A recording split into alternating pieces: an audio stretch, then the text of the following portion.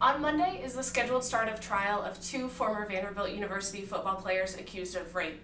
I'm here at the courthouse with Jim Todd, a Nashville attorney who's decided or agreed to be a court analyst for us for the Tennessean as the case goes forward. Jim, what are some things that we should be looking for, maybe three things that we should be watching as the case goes on?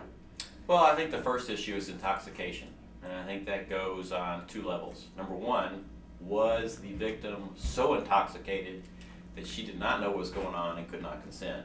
Or, on the other side of the sword, were the defendants so intoxicated that they could not form the requisite mental intent to commit the crime? That still has to be litigated today. The second issue really is these things. And I think you're seeing more and more in criminal law, social media, and cell phone technology being evident. And a lot of video in this case, video from the Vanderbilt security cameras, but also video from cell phones and also text messages is going to be big. And then the third thing I think that's going to be an issue in this case is what's called criminal responsibility for the conduct of another. Some states they call it accomplice liability. The state needs to make sure that the jury is comfortable convicting Mr. Vandenberg of an act that Mr. Beatty did.